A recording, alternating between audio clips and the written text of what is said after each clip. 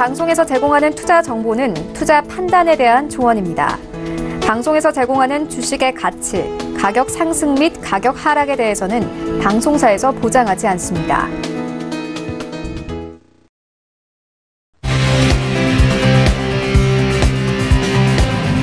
슈퍼스탁 발굴 프로젝트 글로벌 슈퍼스탁의 김민아입니다. 트럼프 미국 대통령이 대중무역관세 유예 시한을 연장하겠다고 밝혔습니다. 2주 이내로 미중 무역 협상과 관련된 호의적인 발언을 발표할 것이라고 선언하면서 또 증권시장에 활력을 불어넣고 있는데요. 오펙에 대해서는 물가와 고유가를 지적한 것도 증권시장에 적지 않은 영향을 미치겠습니다. 오늘도 저희와 함께 하시면서 다가오는 3월을 대비해 보시는 것은 어떨까요? 자, 그럼 본격적으로 오늘 알아볼 코너별 이슈들부터 확인하겠습니다. 먼저 글로벌 코너로 가봅니다. 첫 번째 소식입니다. 브렉시트가 정말 한 달여 앞으로 다가왔습니다. 그런데 아직까지도 결정적인 합의문이 나오지는 못하고 있는데요. 이 때문에 아예 협의의 내용이요, 브렉시트 시한을 늘리는 걸로 초점이 이동하고 있습니다. 메이 총리 같은 경우는 2에서 3개월 늘리자라고 주장하는 반면에 EU 측에서는요, 그럴 바에 아예 21개월 늘리자는 주장을 하고 있는데요. 양측의 주장을 함께 비교를 해보고요, 그 가능성에 대해서도 전문가님과 이야기 나눠보겠습니다. 두 번째 소식은요, 미중 무역 협상과 관련한 이야기입니다. 앞서서 트럼프 대통령이 또 호의적인 발언들을 내놨다라고 말씀을 드렸는데요. 24일로 마무리가 된 이 미중 무역 협상, 고위급 협상에서는 어떤 이야기가 오갔고 또 관전 포인트는 무엇인지 짚어보도록 하겠습니다. 자, 이번에는 차이나 코너로 가보겠습니다. 코인 코너로 가보도록 하겠습니다. SEC죠. 미국의 증권거래위원회에서요, 미등록 증권에 대해서 자진 신고를 하면 벌금을 면제하겠다라고 회유책을 발표했습니다. 벌써부터 이에 대해서 혜택을 누리고 있는 기업들도 있다고 하는데요. 잠시 후에 관련 소식 알아보시고요.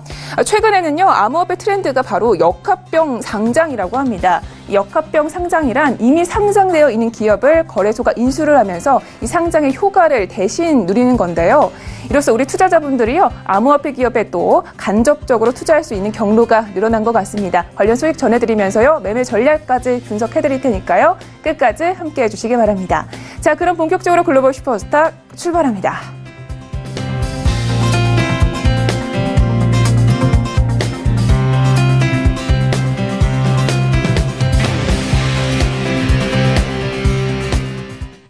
네, 오늘의 글로벌 이슈에 대해서 조금 더 자세하게 분석을 해보겠습니다. 자, 오늘은 김은수 스타님과 함께합니다.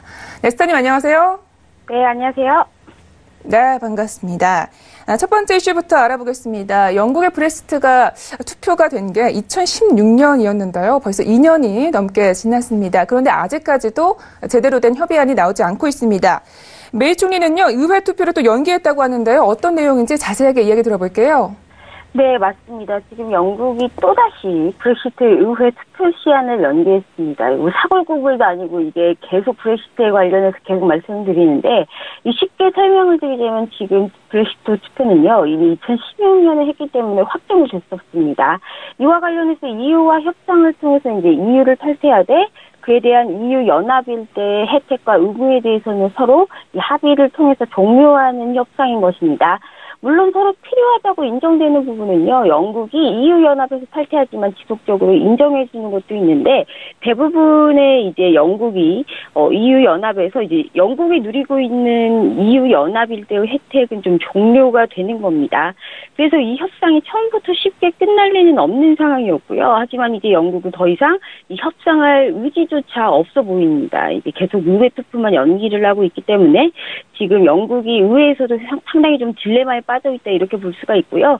이대로 브렉시트를 강행하자니 EU-연합일대의 많은 혜택을 포기해야 되고, 그렇다고 브렉시트를 안 하자니 영국의 다수당인 보수당의 집권은 포기해야 되는 이런 이렇게 오도가도 못한 상황인 거죠. 그래서 결국에는 이번에도 영국이 또다시 2, 3개월 단기 연기를 좀 검토 중인데요. EU에서는 차라리 이런 식으로 단기 연장으로 계속 이제 전 세계 경제를 긴장시키지 말고 2021년 말까지 그냥 21개월을 늦춰서 근본적인 부분을 해결하자라는 제안을 했습니다. 이제 메이 총리가 어떻게 할지, 과연 이제 어떻게 말을 할지가 좀 문제인데, EU의 대부분의 회원국들은 이런 부분에 좀 동의를 하고 있는데, 메이 총리는 딱 2, 3개월 연장이 가장 최적의 안이다라고 이렇게 생각을 하면서 아직도 이제 이러한 이 문제에 대해서 좀 마찰이 생기는 것으로 보이고 있습니다. 네, 아예 기간을 늘려버려서 구체적으로 근본적인 해결 방법을 찾는 게 좀 좋아 보이는데요. 이 메이 총리 같은 경우에는 왜 2에서 3개월을 고집하고 있는 걸까요? 그렇습니다. 지금 사실 정말 말도 안 되는 이유기는 한데요. 지금 메이 총리는 현재 집권을 유지하고 이 본인의 총리직을 유지하기 위해서 이제 계속 2, 3개월씩만 연장을 하고 있습니다. 사실상 메이 총리의 좀 욕심이 과했다라고도 볼 수가 있는 거죠. 이 영국의 집권당이 보수당인데요. 이 보수당은 브렉시트를 강력하게 주장을 하면서 지금 이제 집권에 성공을 한 그런 케이스거든요. 그래서 실제로 브렉시트 투표를 통해서 집권을 했는데 이제 와서 브렉시트를 하려고 하니 더 손해가 많아 보여서 이제 브렉시트는 하기 싫고 이 집권도 포기하기 싫은 정말 어처구니가 없는 상황에 지금 직면한 거죠. 그래서 현재 지금 메이 총리는 브렉시트 수정안에 대한 의회 표결을 연기하는 방법 이외에는 다른 대책이 없습니다. 안 그러면 총리를 잘리거든요. 그렇기 때문에 이제 이 영국이라는 이 나라의 자체에다 굉장히 피해를 많이 주는 게 지금 현재 메이 총리다라고 볼 수가 있습니다. 지금 계속 시간 끌기로 연장만 하고 있는 건데 이번에 또 자신이 애초 설정했던 27일에 2주를 미뤄서 다음 달 12일까지 이제 마칠 것이다라고 밝혔는데요. 이 수정안이 하원을 통과하지 못할 것으로 이제 느낌상 보이자 메이 총리가 또 시간 끌기용으로 표결을 연기했다는 관측이 상당히 지배적입니다.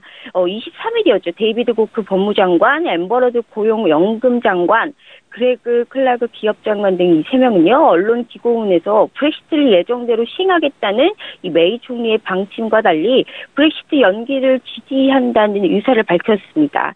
근데 사실상 보시면요, 이 본질은 이 권력입니다. 현재 영국의 집권당인 보수당이 지금 의회 표결에 들어가서 브렉시트 수정안에 합의를 하게 되면요, 엄청난 손해를 감수하고 이제 EU에서 탈퇴해서 향후 영국에서 정당으로 살아남기 힘들 것이다.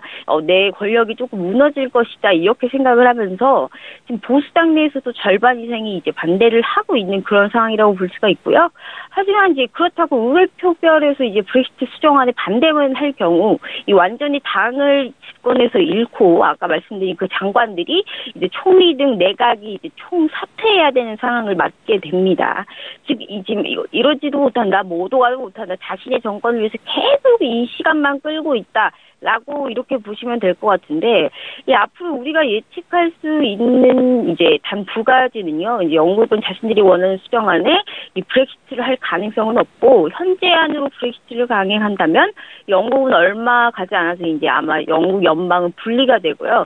국가 자체가 대혼란에 파산할 가능성이 상당히 높다는 겁니다. 그렇다면 이제 영국의 파운드화 대해서는요, 이제 적극적으로 조금 매도 공략이 이런 필요한 상황이 올 것이다라고 보고 있는 상황입니다.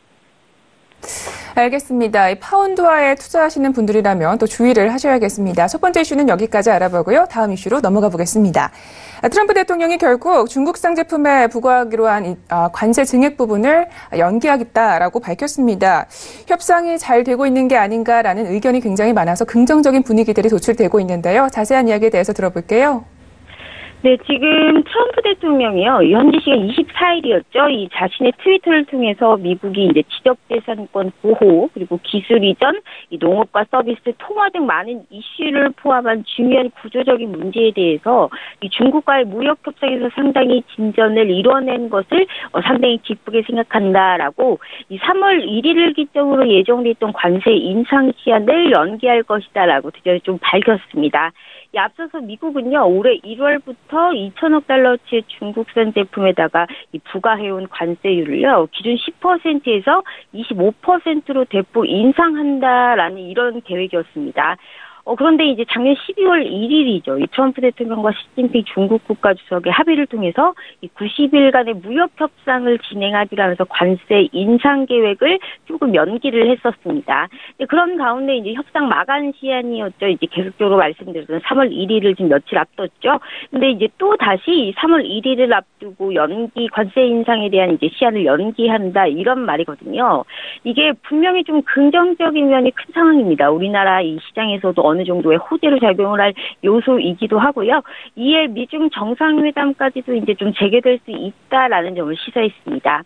이 트럼프 대통령은 협의 내용을 결론짓기 위해서 이 말하라고 해서 이제 시 주석과의 정상회담을 기획하고 있다라고 하면서 이 미국 미국과 중국의 매우 좋은 주말이다라고 또 이제 트위터에 항상 남기기도 했습니다.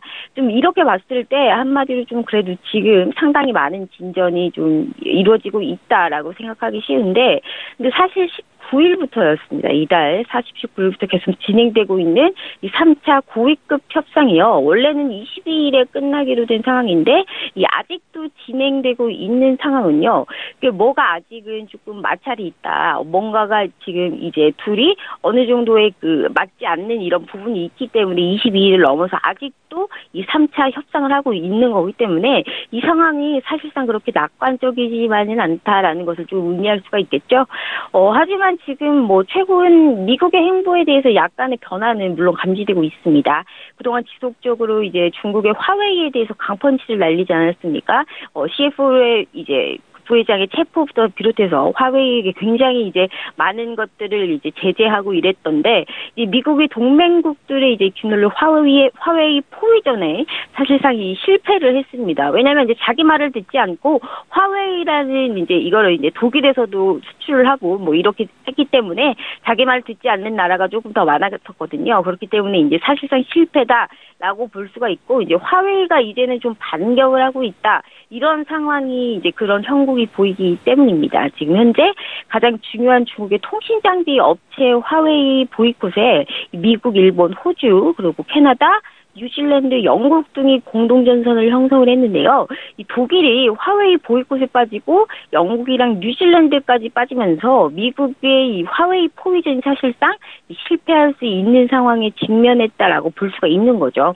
이 더군다나 지금 현재 미국의 트럼프 대통령은요, 제2차 북미 정상회담에 참석을 하고요. 이 모든 신경이 북한에 집중되어 있는 상황입니다. 사실 빅 이벤트가 너무 연이어서 있기 때문에 트럼프 대통령이라고 해도 몸은 하나지 않겠습니까? 머리도 하나고요. 그렇기 때문에 이제 사실은 북미 정상회담에 조금 더 포커스를 맞추고 있다라고 보실 수가 있는데, 지금 이 시기가 가장 미국의 협상력이 조금 가장 약할 때다라고 볼 수가 있습니다. 그런데 중국이 여기에서 너무 무리한 욕심만 부리지 않으면 어느 정도 협상이 타결될 수 있는 이 가장 좋은 기회가 아닌가 생각이 듭니다. 이 북미 정상회담이 트럼프 측에서는 현재 뭐 이제 정치적인 이벤트, 이제 트럼프가 러시아에 대한 이제 밀러 특검에 대한 이제 그런 것도 나오고 이렇기 때문에 가장 자기의 이제 타겟인 북미 정상회담에 조금 더 포커스를 맞추고 있기 때문에 이럴 때 이제 미중 무역 협상을 좀 잘 진전을 이루어야 된다라고 이렇게 생각하시면 어느 정도 쉽게 생각하실 수 있으실 것 같습니다.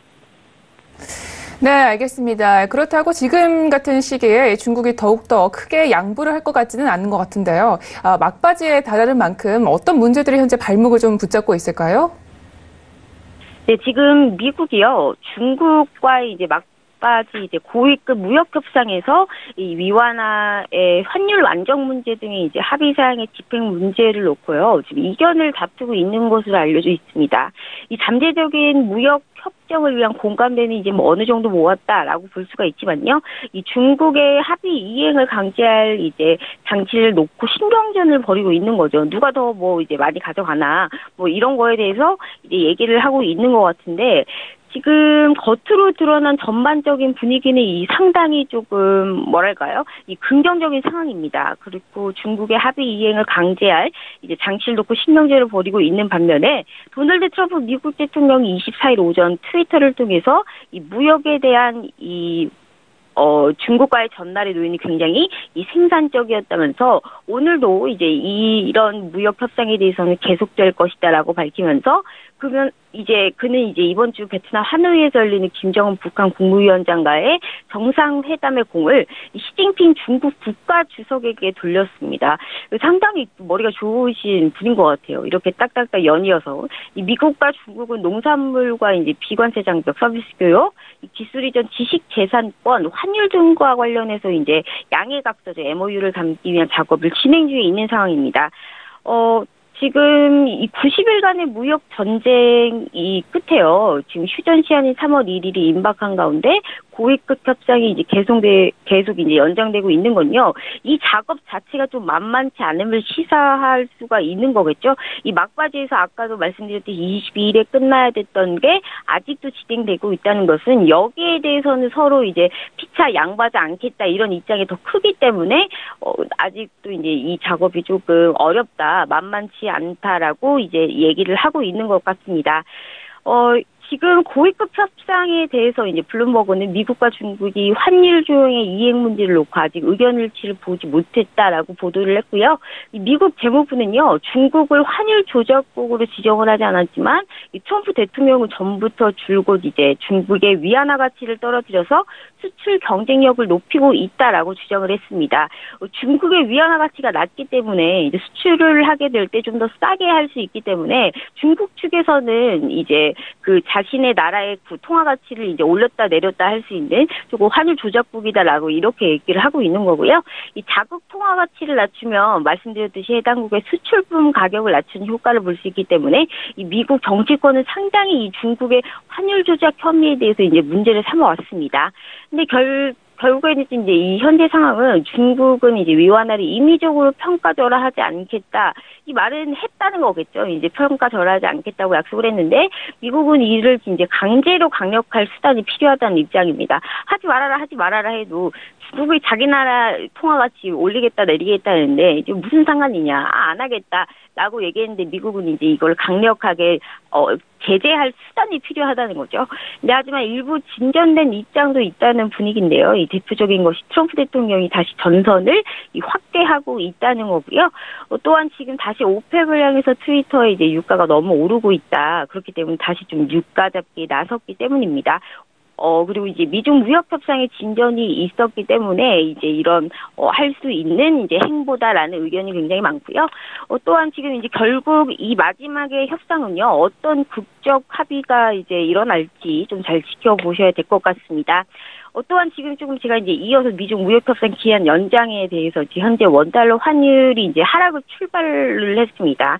지금 이제 미국과 중국이 무역협상 시한을 연장하기로 한 영향으로 이제 제가 이제 환율에 대해서 좀 하락 출발을 한 이 시점을 좀 말씀드리려고 하는데 지금 다음 달 1일에 예정됐던 미중 무역협상 시한이 연장되면서 이제 투자 심리 자체가 조금 회복된 것으로 보입니다. 그렇기 때문에 이제 환율 자체가 좀 내린 것으로 풀릴 수가 있는데 제가 앞에도 말씀드렸듯이요. 지금 트위터를 통해서 미중 무역 협상이 상당히 진전을 이뤘다.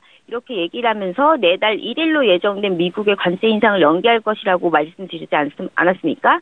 그렇기 때문에 이제 위험 선호 심리가 이제 어느 정도 이제 이런 긍정적인 말로 인해서 이제 회복한 이런 영향으로요. 이 전날에 이제 뉴욕 증시는 좀 일제히 상승 마감을 했고요. 중국 뭐 상하이 종합 지수, 일본 니케이 지수 등 아시아 주요 지수도 조금 올랐습니다.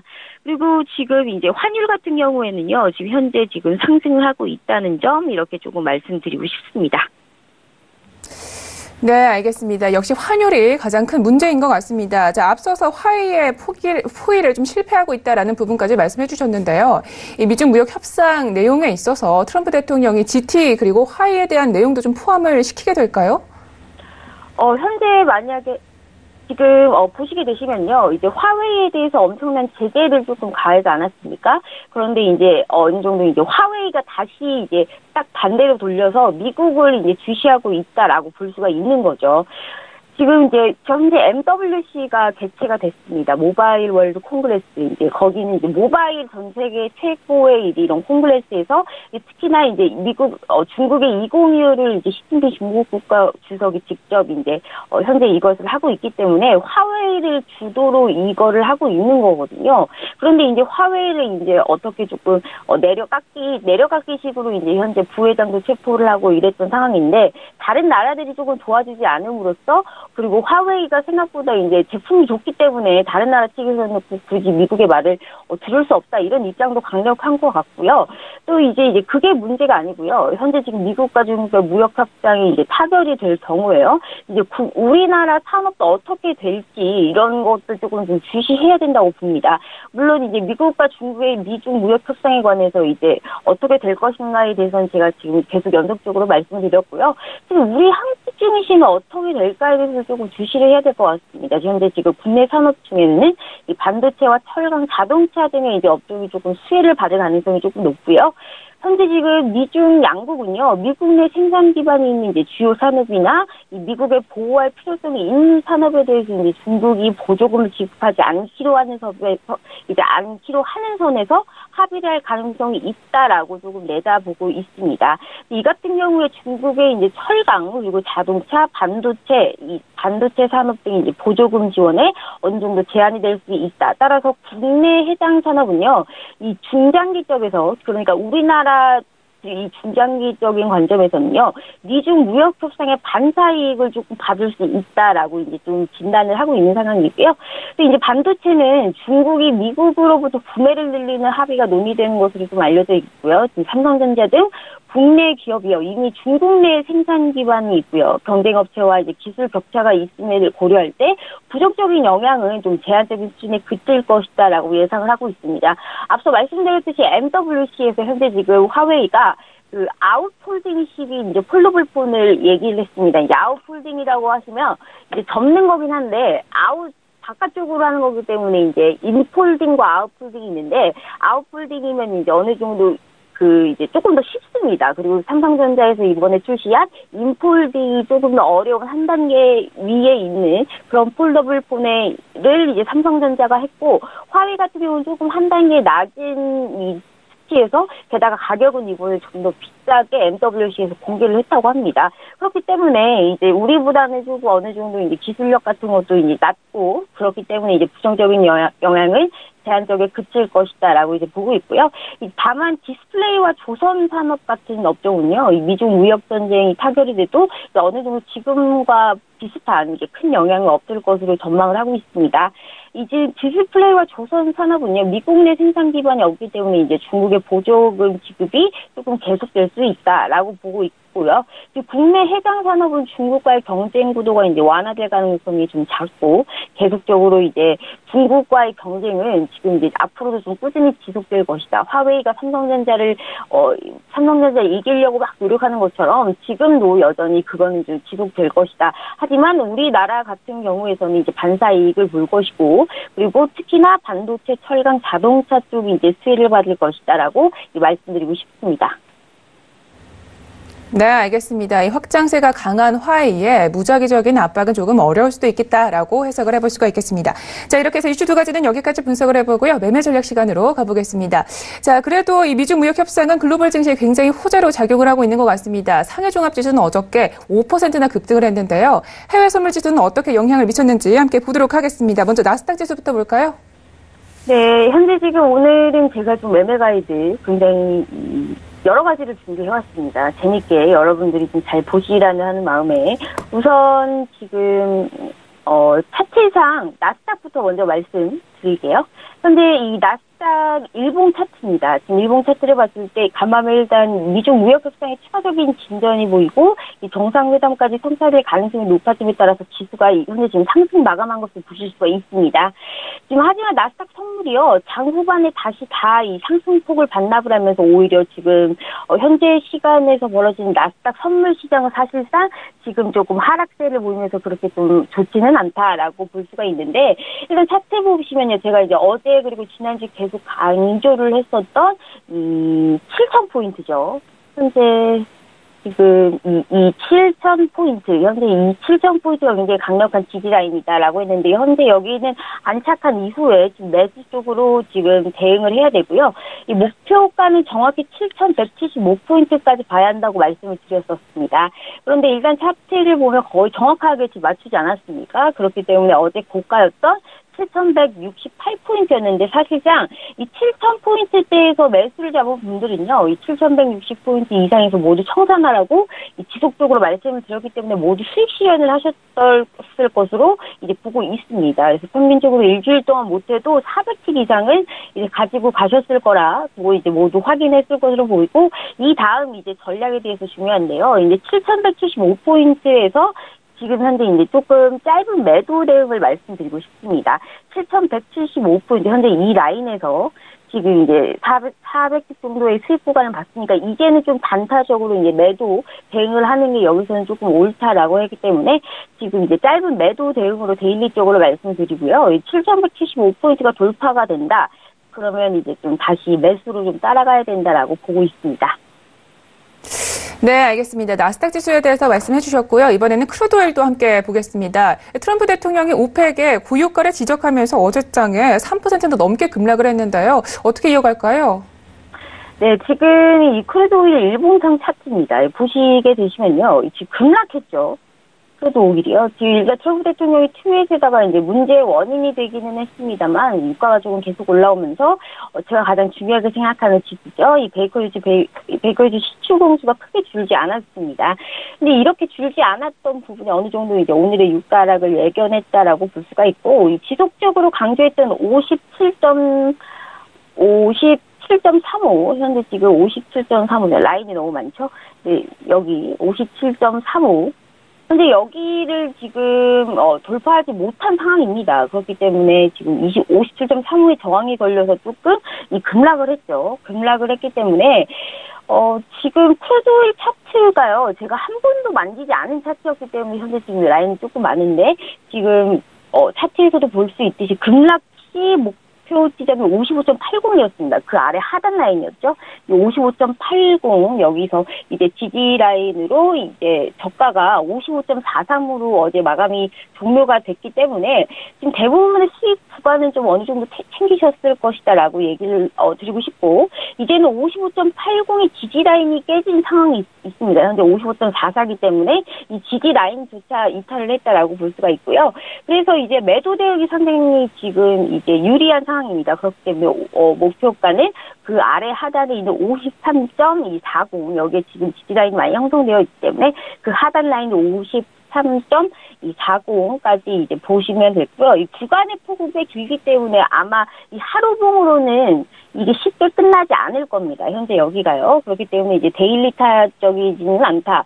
그렇기 때문에 이제 반등을 한다라고 했을 때는 이제 매도의 관점으로 보시고 목표가까지는 좀 지속적으로 매도로 이제 반복적으로 대응을 하시길 바랍니다. 다만 55.80에 다시 안착한 흐름이 나오면요. 조금 관망을 하시다가 다음 자리를 기다리시는 게 가장 현재로서는 조금 좋은 트레이딩이다라고 말씀드릴 수가 있네요. 네, 알겠습니다. 크루드오일은 추가적인 매물이 쏟아질 수도 있다라는 관점까지 주셨습니다. 자, 마지막으로 골드 간략하게 보도록 하겠습니다. 달러 계속 약세 이어가고 있는데요. 짧게 분석 들어볼까요? 네, 골드 보시죠. 오랜만에 제가 골드 가지고 왔습니다. 이제 최근에 이 골드와 함께 이제 팔라듐 같이 얘기해 드릴 텐데요. 일단은 최근에 골드가 달러 인덱스가 하락을 했습니다. 그렇기 때문에 이 반등으로 지금 올라왔는데 현재 지금 의미 있는 반등을 이제 보였다라고 생각을 했습니다만 다시 골드가 지금 급락했죠. 그렇기 때문에 저점을 계속 높여가고 있고요. 지금 달러 인덱스 자체도 이제 계속 저점을 낮춰가고 있기 때문에 지금이 상당히 좀 기회다 어떻게 보면라고 볼 수가 있습니다. 특히 골드 선물 지수로 봤을 때요. 현재 지금 1325.8을 깨지 않으면 지속적으로 현재 지금 그래도 위쪽에 있는 상단을 깨지가 않으면 지속적으로 매수 대응을 해주시면 조금 좋을 것 같고요. 지금 상황에서 가장 중요한 건요. 이 매수 대응을 하다가 시세가 많이 나오면 이 매매 타이밍 구간이 오면 이제 수익 청산 절대 하지 마시고요. 계속 끌고 가는 전략도 어떨까라고 이제 한번 생각을 해보고 있습니다. 그러니까 그 이유는요. 현재 달러 인덱스가 지금 지지 구간인 96.45가 이미 조금 어느 정도 무너진 상태이기 때문인데요. 그래서 이제 달러 인덱스와 굉장히 상관관계를 이루고 대표적인 안전자산으로 꼽히는 이 골드가 이제 반대로 움직이는 골드 급등세 한번 이제 노려볼 만한 구간이다라고 지금 보고 있는 상황입니다. 이어서 같은 이제 금속이지만 우리 전 세계에서 가장 비싼 금속이라고 불리는 팔라디움 좀 이어서 같이 말씀드릴게요. 팔라디움 보면 제가 어제도 분명 오른다고 얘기 드렸습니다. 근데 어제는 아예 오른 정도가 아니고 보시다시피 이게 판타스틱하죠. 급등을 해버렸습니다. 그래서 어제 하루에만 현재 3% 이상 상승의 종가는 2.98% 급등으로 이제 마무리가 됐거든요. 즉 어제 하루에만 500틱이 넘는 수익을 또 추가했다라고 보시면 되고요. 이제 팔라듐의 이제 상승각이 너무 조금 가팔라서 사실상 좀 추격 자체가 조금 힘든 상황이 됐습니다. 그래서 이제 장기뷰로 이 해외 선물이 900달러에 진입했던 분들은요, 현재 900달러 이 지금 밑단이거든요. 여기에서 이제 시작하셨던 분들은 진짜 완전 떼돈을 모으셨을 것이다라고 보고 있고, 지금 $900에서 진입했던 분들이 이제 조만간 최소 2배에서 10배까지 수익이 발생한 상황이다.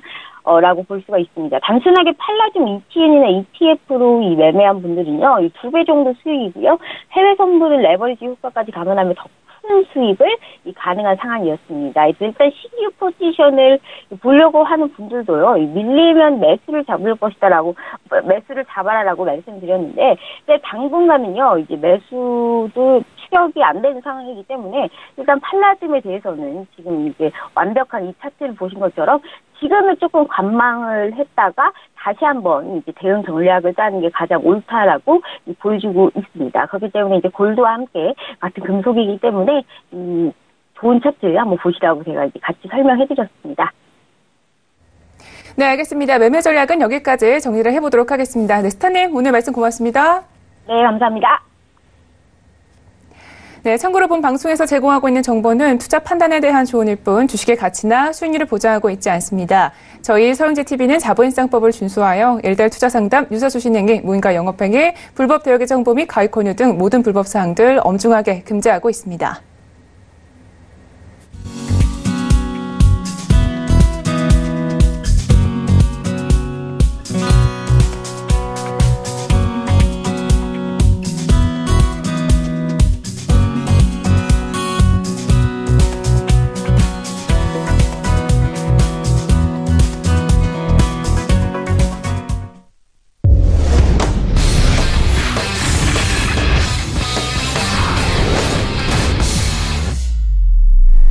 네, 코인 코너 시작하도록 하겠습니다. 저 이슈 분석하기에 앞서서요. 먼저 시세 동향부터 확인하도록 하겠습니다.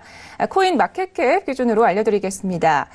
어제장 25일에는요, 비트코인이 강한 랠리를 보이면서 심리적 저항선인 4,000달러대를 돌파했습니다. 월간 최고치인 4,189달러 선까지 치솟았었는데요. 오늘장은 하지만 4,200달러대에서 저항벽을 넘지 못하고 반락하면서 3,800달러대로 내려왔습니다. 현재는요, 3,883달러 부근에서 거래가 되고 있고요. 오늘장은 1%대 강세를 보여주고 있습니다. 자, 오늘 1위부터 10위에 있는 종목들 중에서는요, 이오스와 바이낸스 코인을 제외하고 모두 상승세를 보여주고 있는데요. 특히 3위에 있는 리플을 강세로 짚어볼 수가 있겠습니다. 8% 넘는 상승을 보여주고 있는데요. 이렇게 리플 가격이 급등한 이유는요, 미국의 암호화폐 거래소인 코인베이스 상장 영향 때문으로 풀이가 되고 있습니다. 네, 계속해서 이슈 분석으로 해보도록 하겠습니다. 저희 윤진 스타님과 오늘은 함께합니다. 네, 스타님 안녕하세요.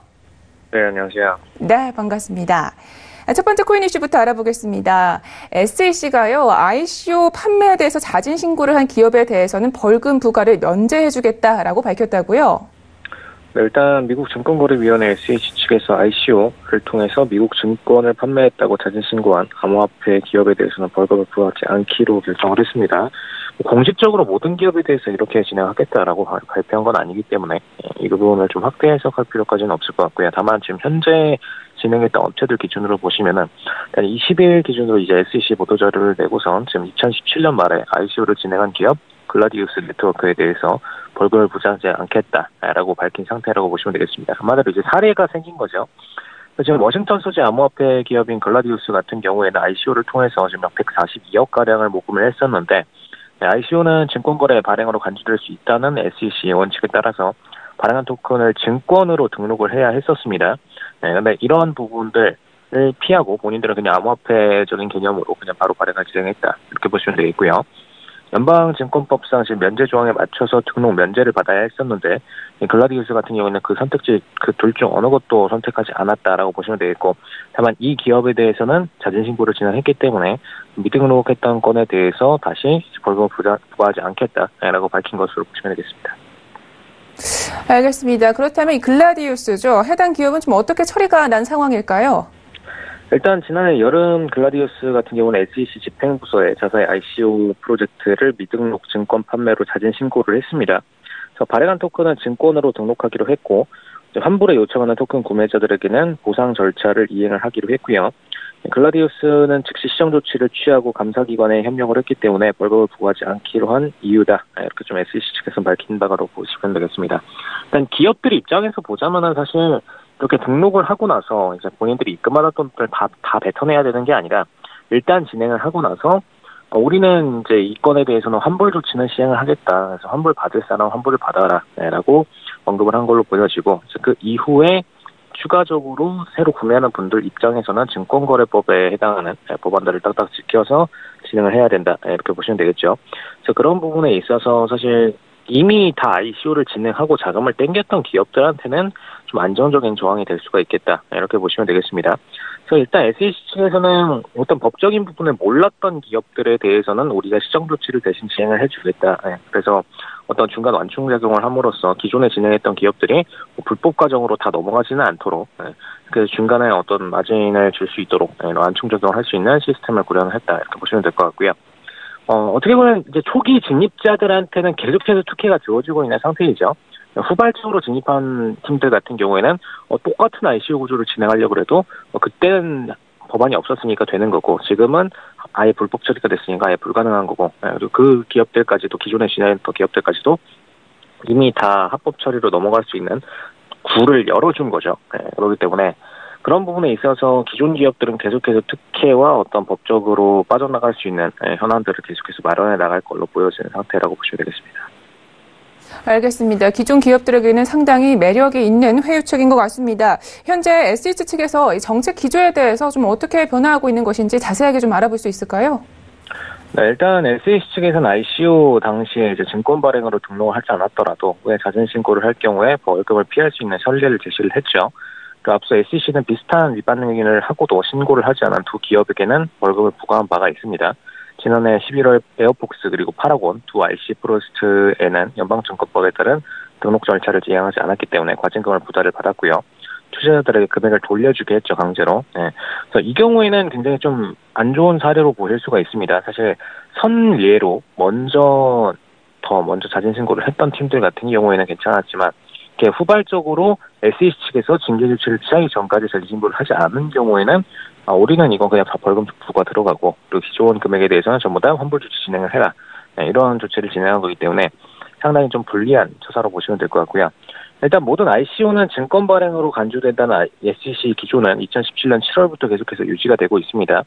SEC 같은 경우에는 탈중앙화된 자율 조직에서 발행되고 판매되는 디지털 자산증권에 대해서는 해당하고, 또 증권법에 적용을 받을 수 있음을 계속해서 시사를 해왔고요. 지난해 11월에 디지털 자산 증권 발행 거래에 관한 성명을 내고선 투자계약을 통해서 발행 판매되는 디지털 자산, 즉 암호화폐죠.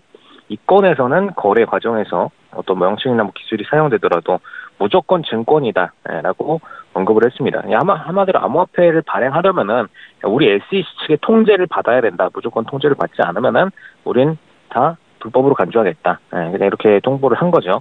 그렇기 때문에 사실 암호화폐라는 성질 자체는 화폐성에 굉장히 좀 가까운 편이고, 투자 자산으로서 운용이 되다 보니까 증권거래법으로 계속해서 통제를 받는 거지, 사실 증권이라고 할 수는 없습니다. 명백히 얘기하면. 왜냐면은 어떤 기초자산을 묶어놓은 것도 아니고 어떤 재무의 형태를 묶어놓은 것도 아니고요. 정말 순수하게 무보증 화폐의 성질을 가지고 있기 때문에 어떻게 보면 FX 시장 같은 통제를 받아야 되는 게 맞죠, 원래는. 지금 과도기에 있다 보니까 증권거래법으로 통제를 받는다. 좀 이렇게 보시면 될 것 같고요. 그리고 지금 SEC 사이버인리 책임자 측에서는 지금 계속해서 SEC 기업들이 증권으로 간주되는 토큰을 발행할 경우에는 증권법을 준수해야 된다. 그래서 기존의 이제 거래소를 통해서 올라가는 상장되는 그런 증권들과 똑같은 거래법을 입장을 받아야 된다. 또 만약에 ICO를 진행할 경우에는 이거는 거의 장외법으로 취급을 하겠죠. 장외거래주와 거의 동일하게 취급을 들어갈 거고, 이 건에 대해서도 정확하게 증권에 해당하는 암호화폐를 발급받았는지 여부가 확실히 돼야만 승인해주는 형태입니다. 그렇기 때문에 사실상 암호화폐는 미국에서 성장하는 굉장히 어려운 형태를 띠고 있다. 이렇게 보시면 될 것 같고요. 사실 이런 부분이 미국에서 빡세게 진행되는 이유가 있죠. 원래 미국은 굉장히 금융적으로 자율 국가 중 하나입니다. 다른 어느 국가들보다 자유로운 금융 시스템을 가지고 있다라고 할 수 있는 국가인데, 한 가지 특징이 있다면 그 금융법이라는 것들 대부분이 지금 현재 금융사들 중에서 상위권에 위치하는 탑10 금융사들을 위한 금융법이다라고 보시는 게 맞고요. 어떻게 보면 이제 기존의 기득권이라고 할 수도 있겠죠. 그 기득권들이 확실하게 수익 구조를 낼 수 있는지에 따라서 낼 수 있다면 이 금융법은 굉장히 자유로운 법안이 될 수 있는 거고, 만약에 그 금융사들이 돈을 벌 수가 없는 구조라면은 이 금융법에 대해서는 굉장히 보수적인 태도를 취하는 구조가 될 수밖에 없습니다. 한마디로 그냥 코에 걸면 코 걸이고 이제 정말 금융사의 이익을 위해서만 존재하는 법안들이다. 자유로운 법안들이다. 좀 이렇게 보셔도 될 것 같고요. 그런 의미에서 지금 현재 JP모건이나 이런 친구들은 새롭게 암호화폐에 대한 반려동을 하긴 했는데 지금 그 전까지는 어떤 시스템들을 통해서 수익을 낼 수 있는 구조가 거의 없었죠. 뭐 위탁 서비스 정도 외에는 수익을 낼 수 있는 구조도 없었고, 뭐 투자를 할 수도 없었고, 본인들의 화폐를 출시한 것도 아니었고, 그러다 보니까 신규 시장에 대해서 통제를 들어가고 본인들의 수익 구조가 날 때까지는 계속해서 불법적인 조치를 들어간 다음에 추후 어떤 뭐 JP모건이라든가 다른 기업들에서 본인들의 암호화폐가 쉽게 시장에 통용될 수 있는 법안이 필요하다라고 여겨질 경우에는 그때는 아예 그냥 법안을 바꿔서라도 본인들에게 유리한 법안 체제로 바꿀 거다. 좀 이렇게 보시면 될 것 같습니다. 그래서 그런 부분에 있어서 금융기관들이 수익을 낼 수 없었던 환경이었던 만큼 SEC 측에서는 강하게 조치를 진행했던 거고 지금 시장에서는 슬슬 수익을 낼 수 있는 구조로 바뀌기 때문에 오히려 미국 법안 같은 경우는 추후 더 완화될 가능성도 있다. 좀 이렇게 보시면 될 것 같고요. 반대로 다른 국가들 입장에서는 굉장히 좀 쉽게 열어줬던 국가들 같은 경우 오히려 빡센 법안으로 미국을 따라서 다시 오히려 강화되는 그런 상태가 될 수가 있겠다. 이렇게 좀 보시면 될 것 같습니다. 그래서 미국의 정책 기조는 지금 다른 국가들의 정책 기조와 상당히 다르다는 부분을 확실히 좀 인지하실 필요가 있겠습니다. 더군다나 이제 미국 같은 경우는 이런 법안들을 취재를 진행을 했는데 사실 중국은 미국보다 더 세게 잡아댔었죠. 중국은 굉장히 좀 금융적인 움직임에서 불법 요소들을 많이 싫어하는 편이고 그리고 새로운 금융구조라는 구조를 굉장히 싫어합니다. 홍콩은 반대 성향을 가지고 있긴 한데 일단 중국은 그런 성향을 가지고 있기 때문에 신규 법안들이 새롭게 나오다고 하면은 추후 이게 또다시 어떤 외국인들이 들어와서 외국인들이 중국 고객들을 대상으로 돈을 빨아먹는 그런 형태의 거래가 되지 않을까라는 생각에서 일단 막고보는 그런 구조라고 보시면 되겠고요.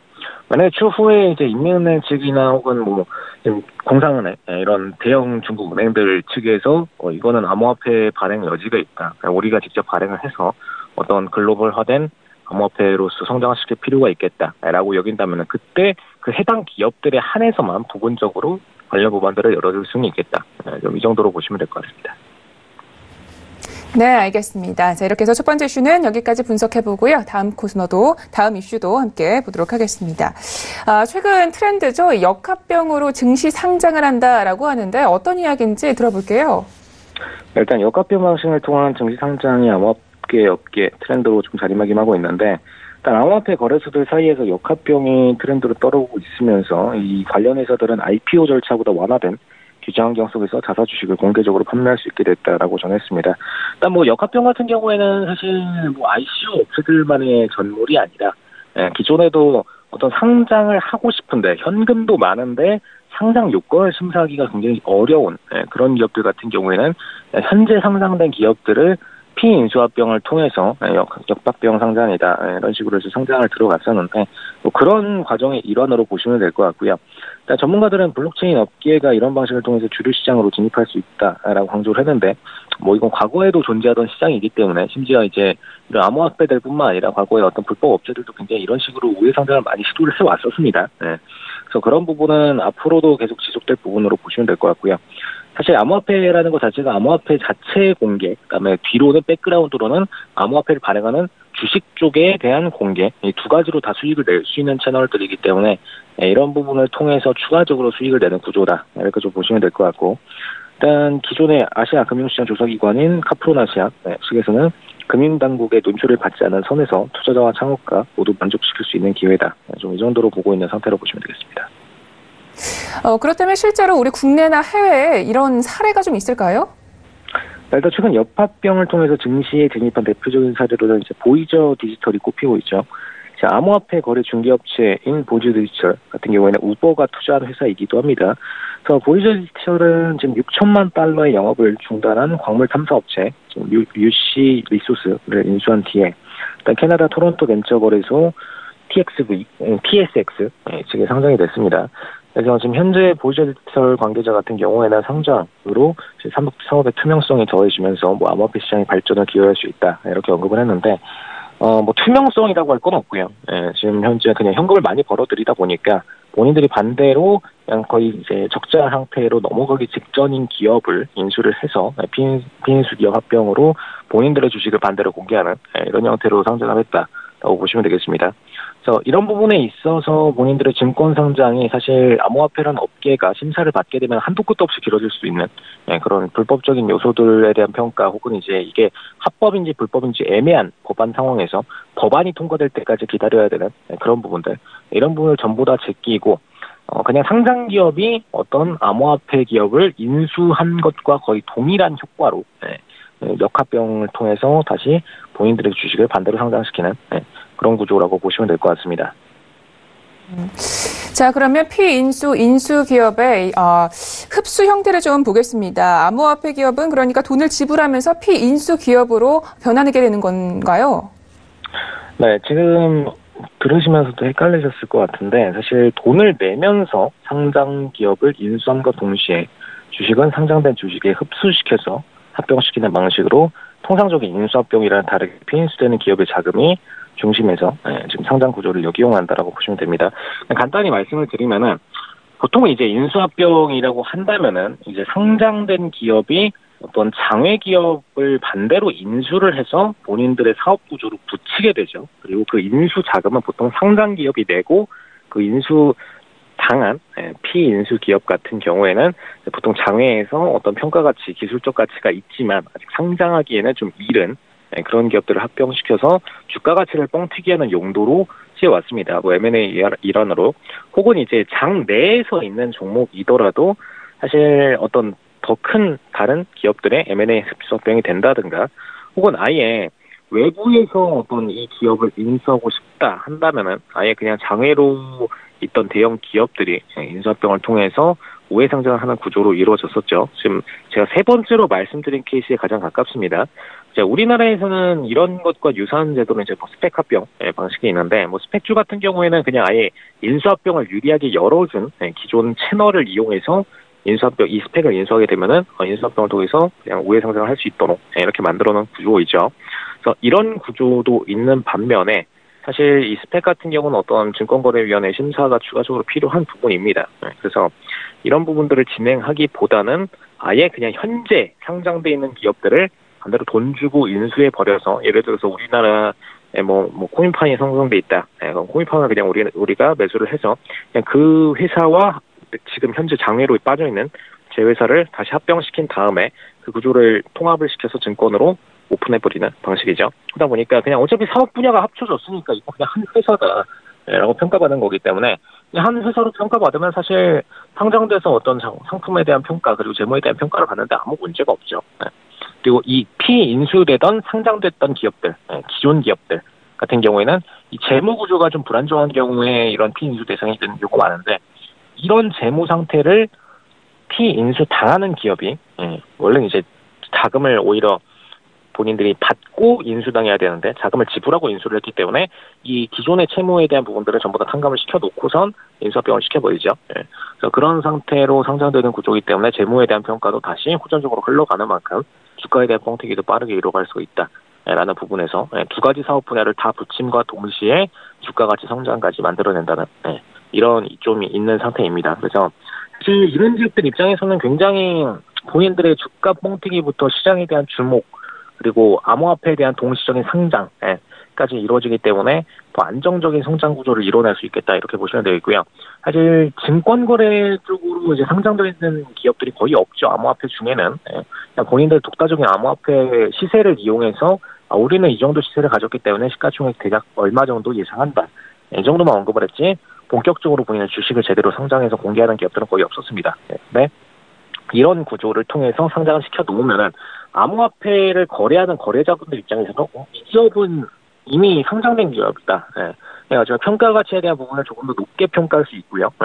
그리고 계속해서 외화 자금들이 유입되고 있고 외부 자금들이 유입되고 있고 하기 때문에 이 기업은 아무리 어떤 시세적인 변동을 가지더라도 망하기는 어렵다 라는 구조를 갖고 있는 만큼 계속해서 암호화폐에 대한 보유 가치를 늘릴 수가 있는 그런 부분이 되겠죠. 다만 이제 시가총액은 전체적으로 시장 전체가 계속 빠지다 보니까 암호화폐 시장이 그런 상장 기업들을 대상으로 해서 계속해서 펌핑이 일어날 수는 없는 부분입니다. 그래서 그런 부분 종합적으로 판단해서 거래를 하시면 되겠습니다.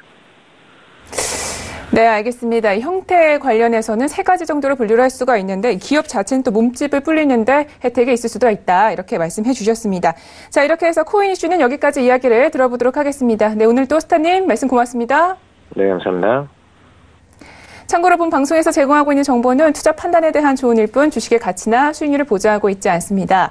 저희 서울인지TV는 자본시장법을 준수하여 1:1 투자 상담, 유사주신행위, 무인가 영업행위, 불법 대여계좌 홍보 및 가입 권유 등 모든 불법 사항들 엄중하게 금지하고 있습니다.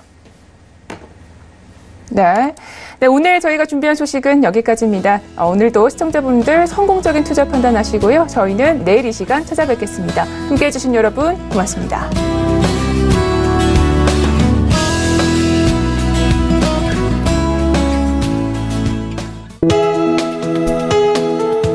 방송에서 제공하는 투자 정보는 투자 판단에 대한 조언입니다. 방송에서 제공하는 주식의 가치, 가격 상승 및 가격 하락에 대해서는 방송사에서 보장하지 않습니다.